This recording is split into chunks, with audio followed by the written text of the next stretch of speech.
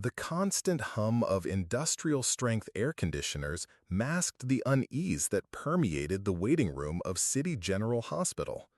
It was a Tuesday morning, one of those where time seemed suspended between frantic rush and endless stillness, each person carrying their own burden of pain and hope. In the farthest corner, near the worn blue plastic chairs, a woman of about 60 sat motionless, her hands clasped in her lap, her gaze fixed on the disinfectant-stained floor. Her name was Lucy, though nobody there knew it, and she had been waiting for 4 hours to be called for a consultation that could change the course of her life. Lucy wore a cotton blouse of indeterminate beige-gray hue, a garment that had seen better days. Her hands, etched with the marks of decades of manual labor, trembled slightly, not from fear, but from a deep exhaustion that transcended physical tiredness. Every 15 minutes, she checked a gold watch, an heirloom from her mother, and sighed almost imperceptibly. To her right, a clear plastic folder held meticulously organized documents, test results, prescriptions, referrals, all stamped and signed with the precision of someone who knows the system and understands that a misplaced paper could mean months of additional waiting. Unbeknownst to Lucy, her quiet presence had caught the attention of Daniel, a young medical intern who hurried through the corridors with the characteristic haste of someone who still believes they can save the world before lunch. 26-year-old Daniel carried the weight of newfound responsibility on his shoulders and the unease of someone beginning to realize that medicine extends far beyond textbooks and classroom theories. He had noticed Lucy since the start of his shift at 6 a.m., and now, at 10:15 a.m., she remained in the same position with the same expression of resigned patience. During his first few months at the hospital, Daniel had learned to read the signs. The way patients organized their belongings revealed much about their expectations and fears. Lucy maintained everything with almost ritualistic care. The folder to her right, her small warm purse in her lap, her feet together, and her back straight despite the obvious discomfort of the plastic chairs. There was something about her posture that conveyed dignity, a quietude that contrasted with the general commotion of the waiting room, where children cried, cell phones rang incessantly, and conversations mingled in a constant hum. Daniel approached the reception desk, where he knew the employee responsible for scheduling appointments. Marcia, a middle-aged woman with over 15 years of experience at the hospital, had become his informal ally during his first months of internship. She knew every corridor, every doctor, every quirk of the system that made the difference between efficient care and hours lost in unnecessary bureaucracy. "Marcia," Daniel said softly, leaning over the reception counter, "the lady in the beige blouse, number 847, how long has she been waiting?" Marcia lifted her reading glasses and looked in the direction Daniel indicated. Her eyes, experienced in reading people and situations, fixed on Lucy for a few seconds before replying. "Since 6 in the morning, she arrived with the first wave of patients." She checked the computer system. "Appointment with Dr. Henry. He's running late because of an emergency that came up overnight." Daniel felt a pang in his chest. 5 hours of waiting. He looked again at Lucy and saw that she had closed her eyes, not from sleep, but in that meditative way some people develop to cope with situations they can't control. There was something almost spiritual in the way she remained centered, as if she had found an inner peace that protected her from external turmoil. "Does she have a companion?" Daniel asked. "No, she came alone. Paid her fare with pocket change. I saw her go through the turnstile." Marcia lowered her voice further.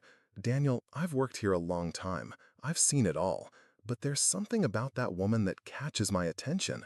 She doesn't complain. She doesn't ask about the delay. She doesn't make a fuss. She just waits. And there's a dignity about her that reminds me of my own mother."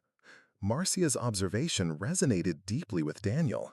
He too had noticed this special quality in Lucy, this ability to maintain serenity amidst chaos, to preserve her humanity even when circumstances seemed to conspire against her. It was as if she carried within her an ancient wisdom about patience, about resilience, about the art of waiting without losing hope. Daniel knew that Dr. Henry was dealing with a complex case in the ICU and would probably not be able to resume routine appointments before noon. This would mean at least another hour of waiting for Lucy, who had already dedicated half her day to this appointment that could be crucial to her health.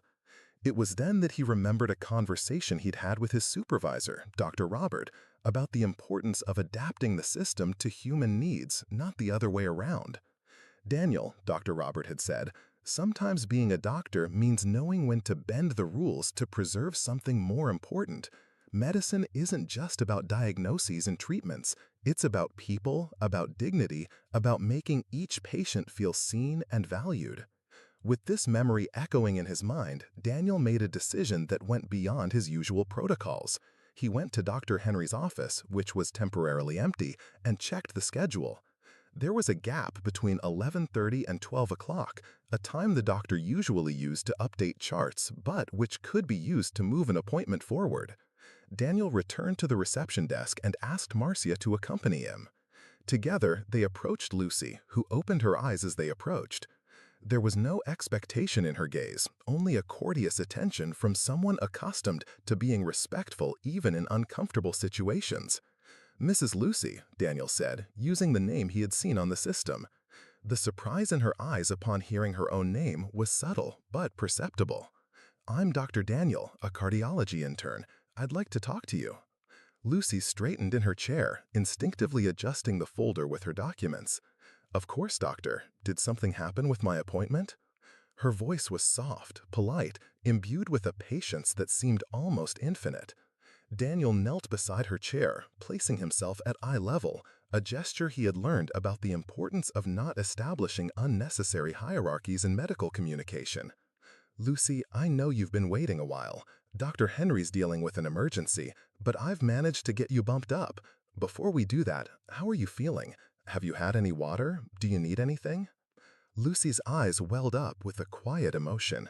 These weren't tears of sadness, but rather the deep acknowledgement that comes when someone feels truly seen and cared for. She'd mentally prepared for a full day of waiting, strategizing how to cope with fatigue, hunger, and the natural anxiety of an important medical appointment. Daniel's unexpected attention dismantled those carefully constructed psychological defenses, revealing the vulnerability she'd kept hidden beneath a mask of patience. "Doctor," she said, her voice slightly choked, "I wasn't expecting. I was prepared to wait as long as necessary. I'm not one to complain. I know you do what you can, and there are always more urgent cases than mine." Lucy's humility deeply touched Daniel. Here was a person who, even after hours of waiting, demonstrated understanding and gratitude instead of irritation or demand.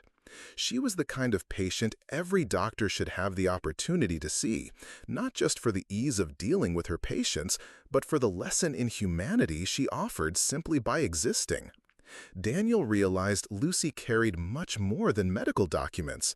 In her posture, her words, her way of facing the situation, there was a life wisdom that made him reflect on his own values and priorities.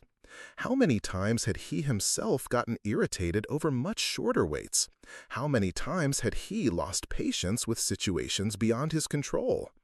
"Lucy," he said, adjusting his tone to convey all the sincerity he felt, "you don't need to justify your existence, your need for medical care, or your place in this hospital.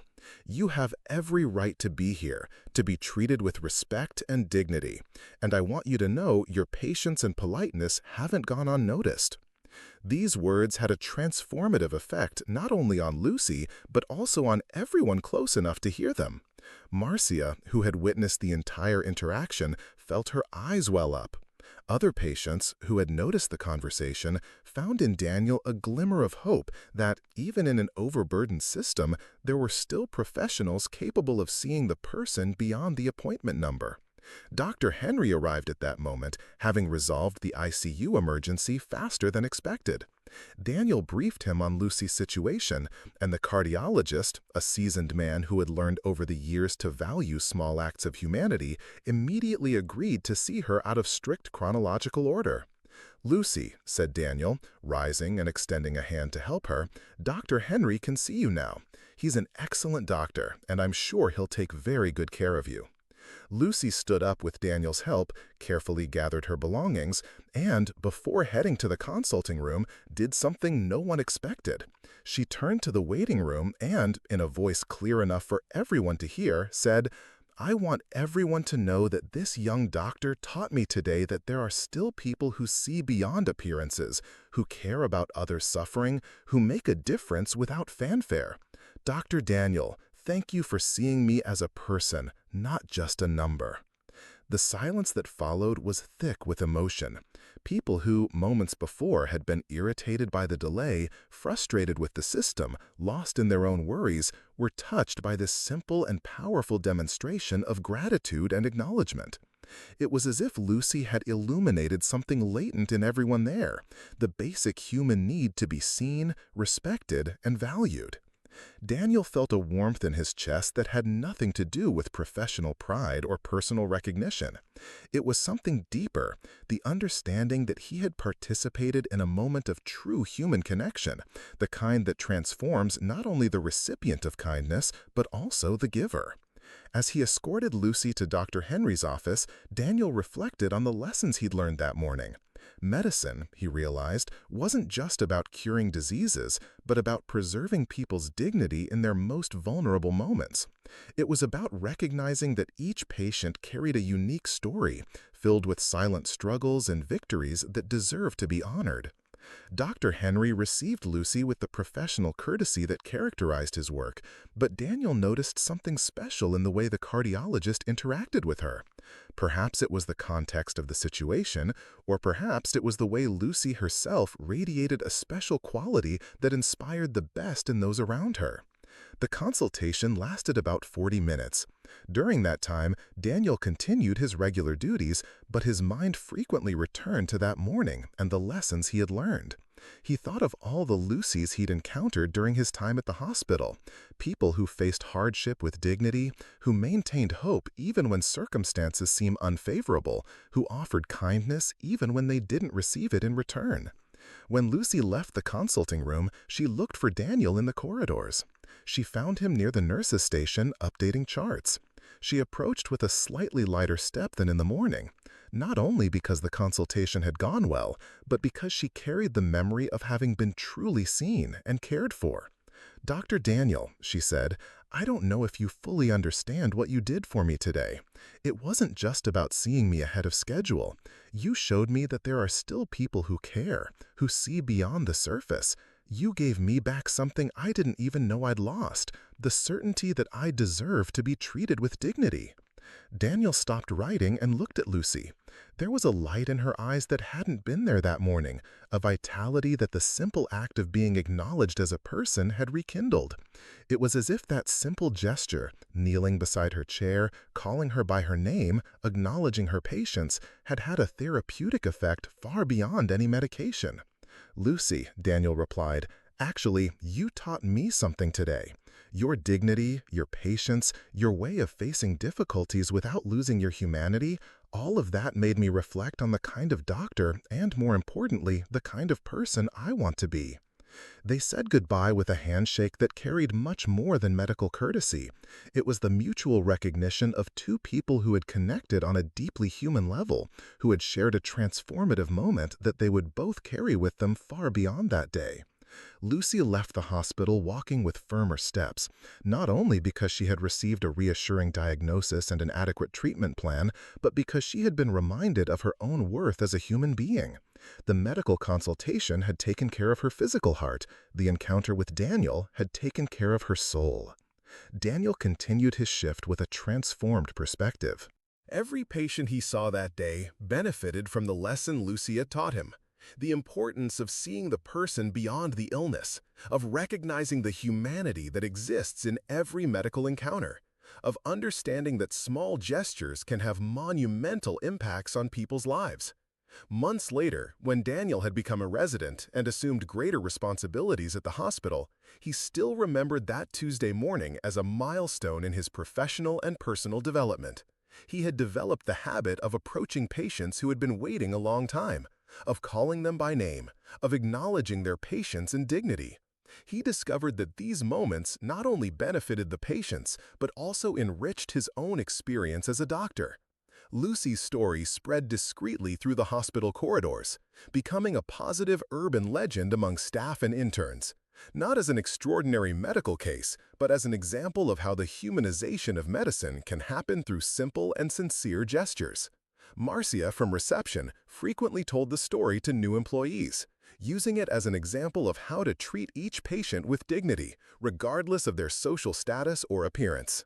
Dr. Henry, inspired by Daniel's account of Lucy's exemplary patience, began to pay more attention to the human details of his patients.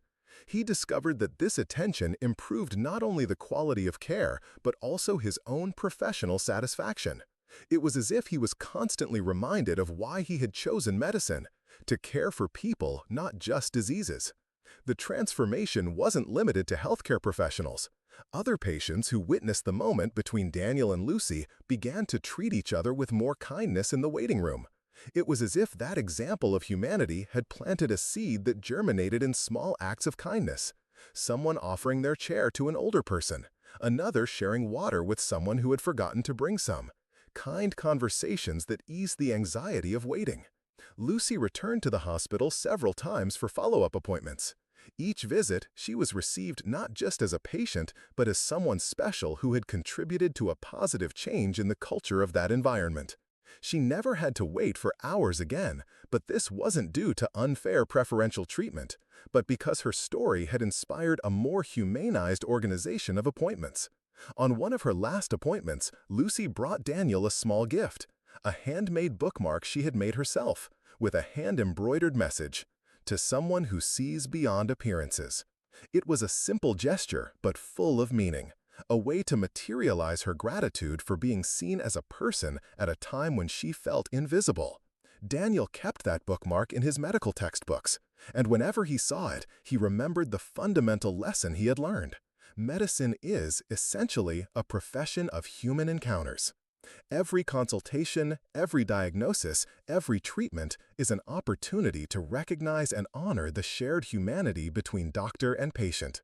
Years later, when Daniel was an experienced cardiologist and began teaching medical students, he always told Lucy's story in his lectures on the humanization of medical care.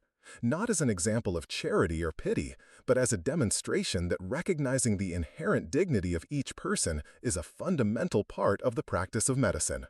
True medicine, he used to tell his students, begins when we can see the person beyond the symptoms, the story beyond the diagnosis, the humanity beyond the disease.